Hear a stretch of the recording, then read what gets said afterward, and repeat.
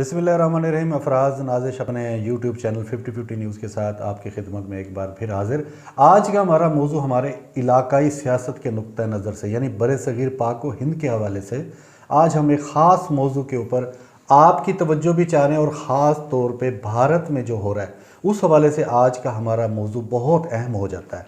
जैसे कि पूरी दुनिया की आवाम को मासूम समझकर और एक बेवकूफ़ी का एक उनके अंदर एलिमेंट को समझते हुए एक ख़ास तबका जिसे सियासतदान कहा जाए या कारोबारी नुक्ता नज़र से ये लोग होते हैं, ये इनको इस्तेमाल करते हैं। बरे सगीर में भी ये बहुत ज़्यादा हुआ है। वैसे तो आप अमेरिका में भी देखें तो आज के जदीद दौर के अंदर भी भारत के अलावा पूरी तरक्की याफ्ता ममालिक में भी आवाम को बेखबर रख कर उन पर हुक्मरानी की जाती है। तो बरे सगीर में आप मुग़ल हुक्मरानों का दौर देख लें या उससे पहले का सल्तनत उस्मानिया में देख लें तो एक ख़ास तबका इनको अपना महकूम रखता है, इनके ऊपर हाकिम बनकर इनकी सोच को, इनके फ़ैसलों को अपने फ़ैसलों से कमतर रखता है। यही वजह है कि आज आप भारत के अंदर अगर आप देखेंगे तो एक किसान तबका अपने तहफ़्फ़ुज़ात के लिए, अपने हकूक़ की खातिर सड़कों पे मौजूद है। 100 दिन से ज़्यादा का अरसा हो गया। आखिर ऐसी क्या वजूहात हैं कि जिनकी वजह से वो सड़कों पे निकलने पे मजबूर हुए?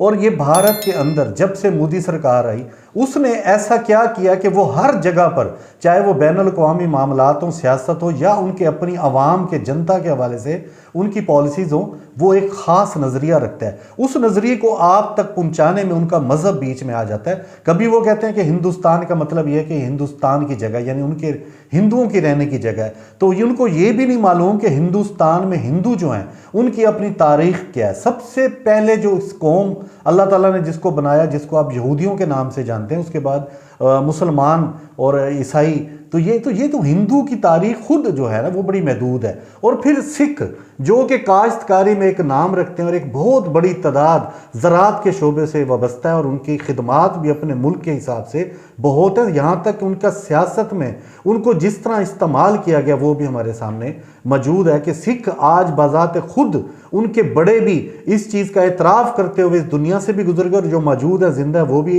एतराफ़ कर रहे हैं कि हम लोगों ने मुसलमानों के साथ ज़्यादती की जब तक़सीम हिंद हुआ।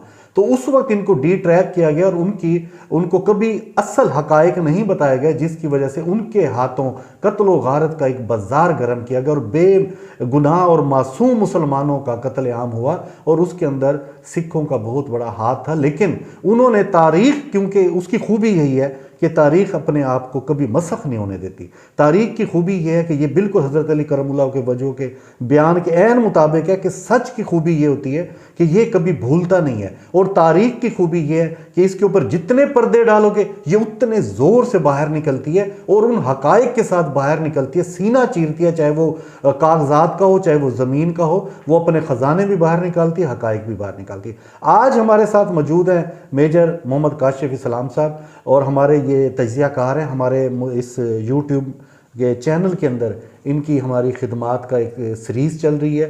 इन्होंने हमें दीगर मामलात में भी हमारे साथ होते हैं और आज मैं इनकी माहिराना राय ले रहा हूँ आपके और भारतीय जनता के कान खोलने, उनमें डालने के लिए और उनकी आंखें खोलने के लिए कि मोदी सरकार ऐसा क्या कर रहा है। और एक बड़ी अहम तज्ज़िया जो हम डिस्कस कर रहे थे अभी प्रोग्राम शुरू होने से पहले, वो भी आप सुनिएगा काशिफ साहब के ज़रिए कि वो नुक्ता नज़र इनका कितना ज़बरदस्त है कि मोदी सरकार क्या वाकई वहाँ पे वज़ीर आज़म है या कठपुतली है? वो किसका आलाकार बन के अपनी आवाम को धोखा दे रहा है? वो किसका आलाकार बन के अपने आवाम की आज़ादी को दाव पे लगा रहा है? ऐसा क्या है? इसी चीज़ों को आज की हमारी इस वीडियो में आप देखिएगा। सबसे पहले मैं खुश आमदीद कहता हूँ मेजर मोहम्मद काशिफ इस्लाम साहब, आप हमारे इस अहम जो हमारा एक मौजू है इसके ऊपर आपका मैं ख्यालात भी सुनूंगा।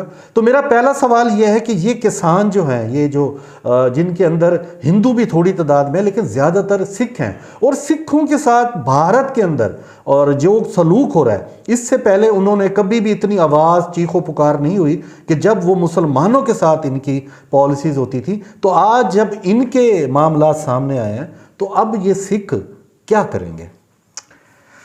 बहुत बहुत शुक्रिया फराज साहब।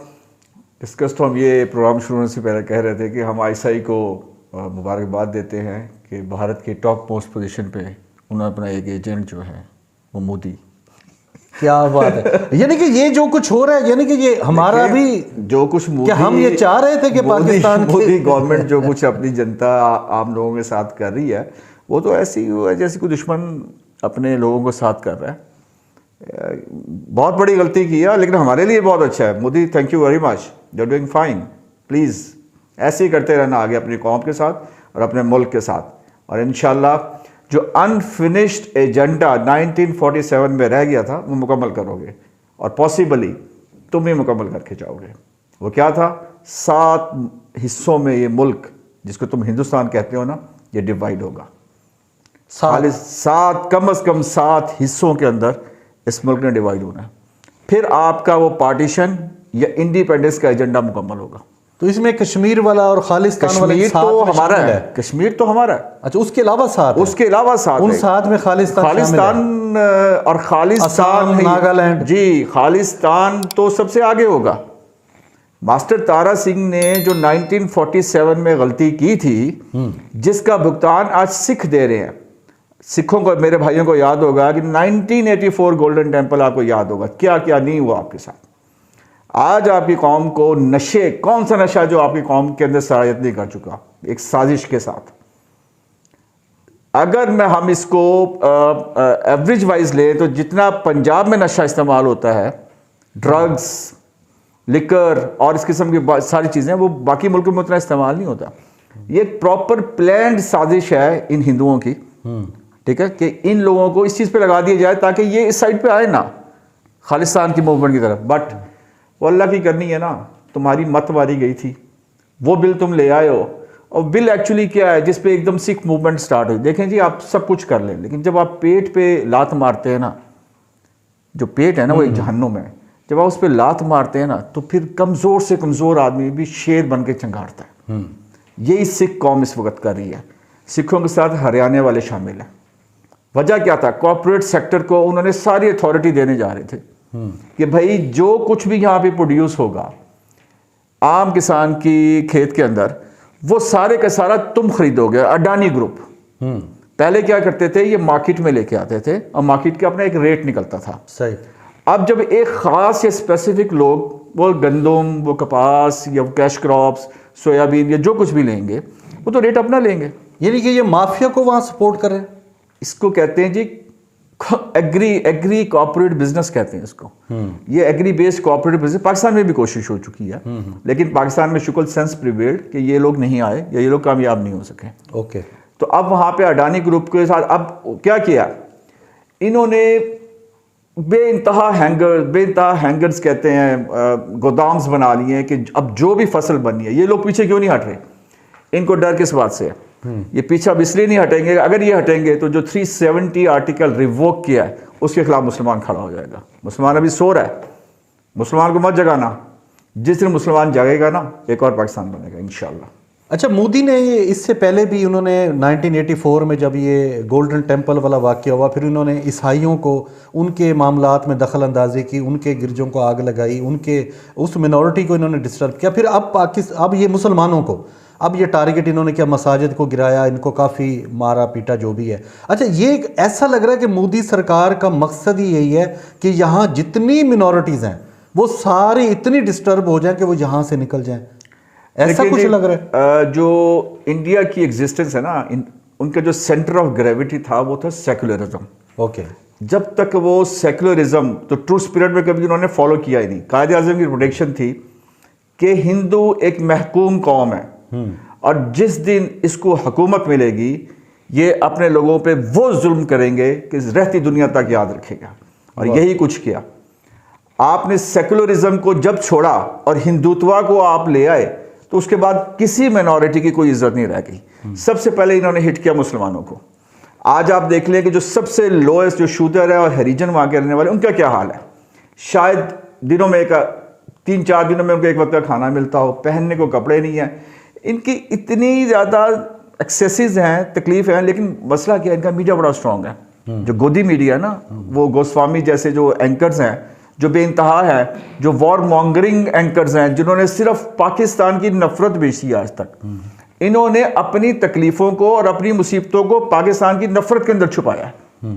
ये इतने बड़े देश द्रोही मैं तुम्हारी ज़बान इस्तेमाल करूंगा, बेसिकली जो घुसपैठी है तो ये एंकर है, अपनी कौम को आज तक सिचुएशन दिखा ही नहीं सके सही कि हो क्या रहा है। ये उनको भी बेवकूफ बना रहे हैं, ये अपने ऐसा हिंदुओं को वैसा भी। अपने चंद पैसों की खातर पूरा गोदी मीडिया, एक उनका एक पर्टिकुलर वर्ड इस्तेमाल होता है कि अपने चंद पैसों की खातर इन्होंने मोदी गवर्नमेंट के साथ नेक्सस करके पूरी कौम को गुमराह किया हुआ है और हिंदुत्व को इतना प्रमोट कर रहे हो, इतना प्रमोट कर रहे हैं। और वजह क्या है? यही वजह है कि आप देखें मुसलमानों को अपना मुल्क बनाना पड़ेगा अगर ये अपनी ये रवश नहीं छोड़ते।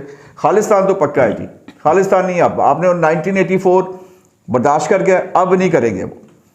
अब अगर तुम ऐसी चाल में फंस गए होगे मोदी, अगर तुम अब बिल वापस लोगे तुम फिर भी फंसोगे, और बिल वापस नहीं लोगे तो फिर भी फंसते हो। तो क्या मोदी सरकार, काशिफ साहब, ये नहीं सोच रही होगी कि वहां पर जो ये कर रहा है, जो पॉलिसीज हैं, इससे उसका मुल्क टूट सकता है? क्या वो इतना बेवकूफ़ है मोदी? वो एक कभी कभी पागल भी बड़ी अच्छी बात करते हैं। वो पागल हमारे एक ब्रिगेडियर साहब थे, बहुत बड़े साइकाट्रिस्ट थे, तो मैं उनसे बात पूछ रहा था जब मैं था, कुछ हमारी गुफ्तगू थी कॉन्फिडेंशियल सी, तो मैंने कहा जी कि ये पागल ज़रा थोड़ा सा एक्सप्लेन करें। उन्होंने कहा जी पागल जो है ना, ये कभी कभी बड़ी काम की बात करते हैं, ठीक है। एक पागल ने मुझे बड़ी काम की बात की कि किसी ਵੱਡੇ ਬੰਦੇ ਨੂੰ ਤੁਸੀਂ ਫੜ ਨਹੀਂ ਸਕਦੇ, ਵੱਡੇ ਬੰਦੇ ਨੂੰ ਕੋਈ ਨਹੀਂ ਫੜ ਸਕਦਾ, ਵੱਡੇ ਬੰਦੇ ਦੀ ਅੱਲਾ ਮੱਤ ਮਾਰ ਕੇ ਉਹਨੂੰ ਫੜਾਉਂਦਾ ਹੈ। वाह वाह वाह। तो मोदी की गई है मत मारी। अब आप कुछ भी कर लें, मोदी और जो उसका टोला है, अल्लाह ने उनकी मत मार दी है और वो गलतियों पे गलतियां, गलतियों पे गलतियां, गलतियों पे करते जाएंगे।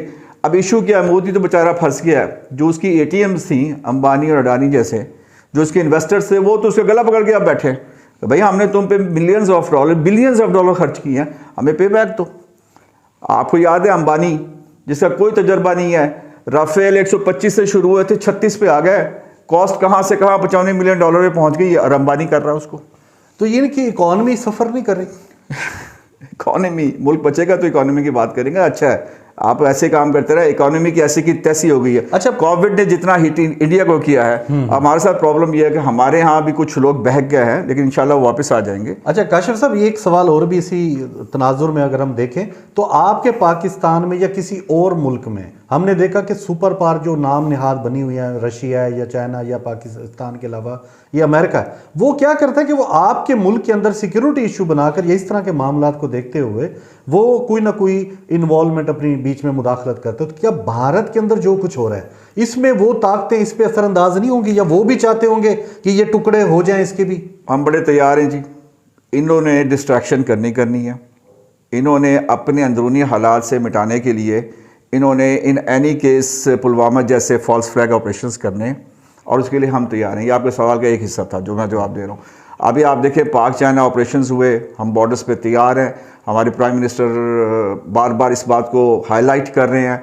और जो सबसे बड़ी जो अच्छी बात हुई है ना, जो डिस इन्फो लैब ने इंडियन क्रॉनिकल्स पकड़े हैं और जो ये फॉल्स प्रोपेगेंडा करते थे, और उसका अब हम जवाब दे रहे हैं। हम खैर उतनी इंटेंसिटी से जवाब नहीं दे रहे, लेकिन हम दे रहे हैं। एटलीस्ट हमारे अंदर एक वेकअप कॉल आ गई है और हम इस बात को अब समझने की कोशिश कर रहे हैं। दूसरा जी बात यह है कि इंटरनेशनल स्टैब्लिशमेंट ने इंडिया को खड़ा करना ही करना है चाइना के खिलाफ। अच्छा, जो नया रीजनल ब्लॉक बनने जा रहा है उसमें उनका मोहरा इंडिया है। ठीक है। और इंशाल्लाह इंडिया ना सिर्फ टूटेगा, अब तो शिवसेना के जो मेंबर ऑफ पार्लियामेंट्स है वो भी ये बात कर रहे हैं कि इंडिया टूटने जा रहा है लाइक रशिया। अच्छा, ये मैं बात नहीं कर रहा, ये तुम्हारे लोग बात कर रहे हैं भाई, कि इंडिया टूटने जा रहा है रशिया की तरह, और बहुत जल्दी हो सकता हम अपनी जिंदगी में इंशाल्लाह ये हमारा ये सुनहरा हालात इस नहज पे पहुंच चुके हैं कि इसका अंजाम भी वैसे होगा जैसे रूस के साथ हुआ था। और वैसे भी ऐसी सुपर पावर का कोई स्टेक नहीं है कि अगर ये कामयाब होता है पाकिस्तान के ऊपर थ्रेट बनाकर तो या नाकाम होता है, दोनों सूरतों में उन सुपर पावर का एक एक्सपेरिमेंट भी हो जाएगा। करने दीजिए एक्सपेरिमेंट, अच्छा है। जिस तरह अमेरिका फंसा है रूस में, और क्या ज़बरदस्त डिसीजन था जनरल मुशर्रफ का कि आ जाओ ट्राई योरसेल्फ इन अफगानिस्तान। कब्र बन गई जी उनकी, क्योंकि आप इधर आ जाओ।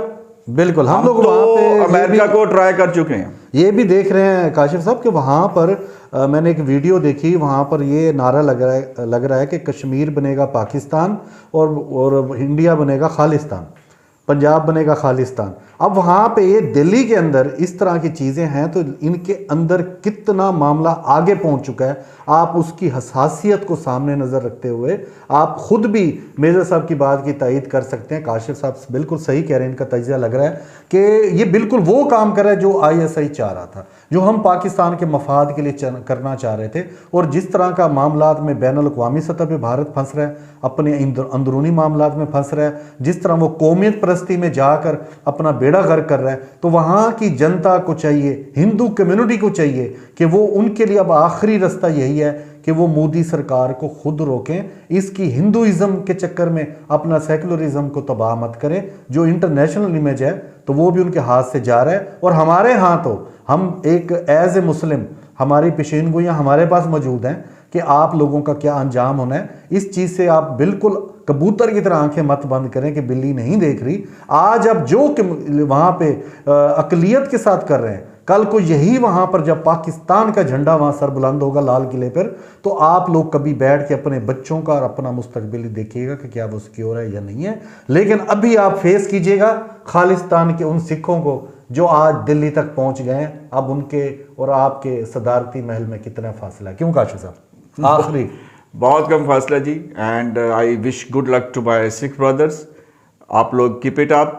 गोल्डन टेम्पल के बाद आज आपको चांस मिला है। मास्टर तारिक सिंह ने जो गलती की है वो मत दोहराइएगा। ये चांस कौमों को बहुत कम मिलते हैं। मोदी एक इतनी बड़ी गलती कर चुका है जिसको वो ठीक नहीं कर सकता। आप हिम्मत कीजिए, हमारी अच्छी कामनाएं, हमारी विशेज़ और सारी मॉरल और अखलाकी मदद आप सबके लिए मौजूद है। इंशाल्लाह आपको कामयाबी मिलेगी और यह आपका हक है। This is your right. जी बहुत शुक्रिया। हमें उम्मीद है कि आज हमारी इस चंद नुकात पे मुश्तमिल इस वीडियो को आप भी पसंद करेंगे और लाइक कीजिए, सब्सक्राइब कीजिए और कमेंट्स में ज़रूर हमें अपनी राय दीजिए कि क्या हम जो सोच रहे हैं ऐसा होने जा रहा है या नहीं। अपना ख्याल रखिएगा। अस्सलाम वालेकुम।